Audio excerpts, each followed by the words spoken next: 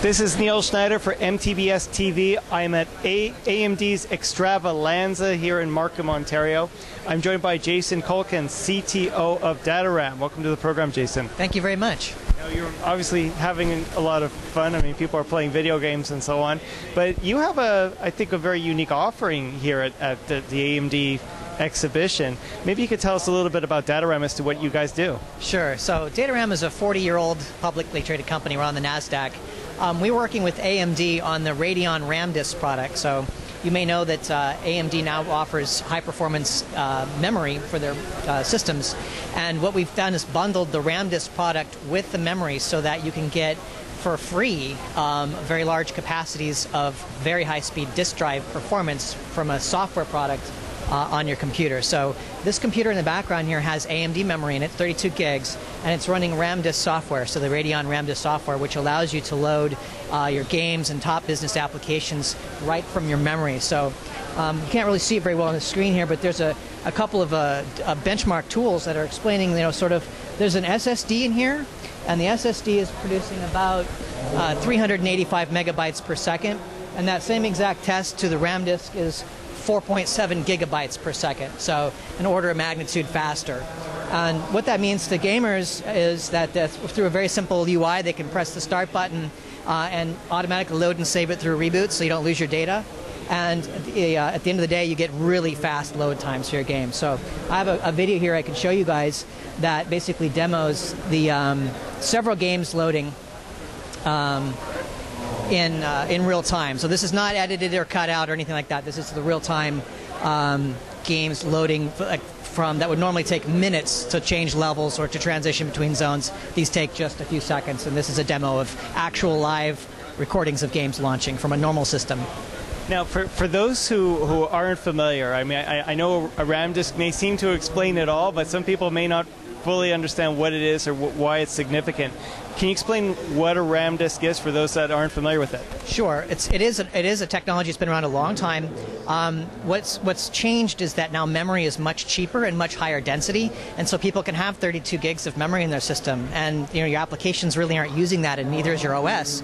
So what do you do with that extra RAM that's prolific and very, very fast? What you can do is use the software to partition a bit of that memory out and make it look to the system like a disk drive. Looks and feels exactly like any other disk in your system. So it could be a D drive, for example.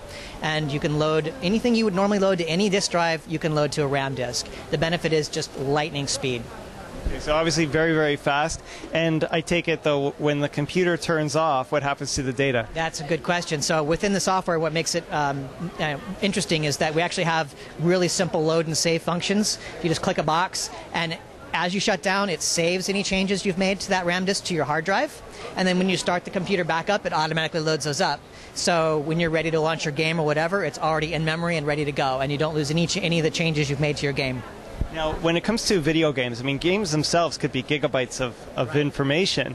So let's say I've selected my favorite game. Let's say it's like 3 or 4 gigabytes in size. I want the computer to load this to the RAM disk.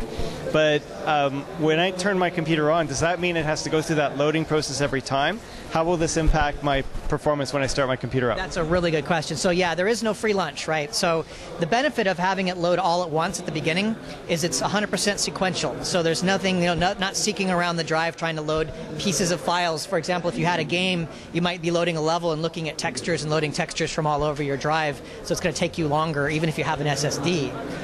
The way we do it, we actually do a sequential load, so it's actually faster. So you pay the price during startup and shutdown, but those are typically times when you're not desperately trying to do something, right? So you're going to get a coffee or whatever. When you shut down, you don't even care. You're walking away from your computer. So essentially, when you're ready to sit down for your gaming session, you want to spend 8 hours immersed in Skyrim or something. When you're transitioning zones, it's instantaneous, and so you don't have that cumulative disruptive experience versus that one little load time disadvantage you have at the very beginning when you start your computer. Now, in your opinion, would this be more beneficial than traditional caching? Because computers use RAM for cache to load old information over and over again. Is this significantly different? Yeah, it is, because while Windows has things like superfetch and things like that try to guess your behavior. This is deterministic. You actually set. I say, I want to play Medal of Honor. I know that that's my top game. I want to spawn first every time. And so you can dictate that that's the game that's going to be loaded out of memory. Where Superfetch, if you happen to be on your email every day or whatever, it's going to populate with all the other stuff you're doing. You may do often, but you don't necessarily need to go as fast as you want the game to go. Now, you've been discussing gaming, and I know the games are very big in size for sure. Are there specific applications that would directly benefit from this? Yeah, aside from gaming, we call them prosumers. It's the people who are doing high-end video editing. So you have gigabytes and gigabytes of raw files that you'd like to move in, manipulate, and port back off. So having a super fast drive of a very decent sized capacity is really handy, speeds up the process immensely. So now you mentioned that AMD has high performance RAM that of course they market, and I take it there's a relationship there that if you have this RAM you'll get extra functionalities. How does that work? Yeah, so the Ramdisk software itself is free. It's free up to 4 gigs for any memory no matter what you have.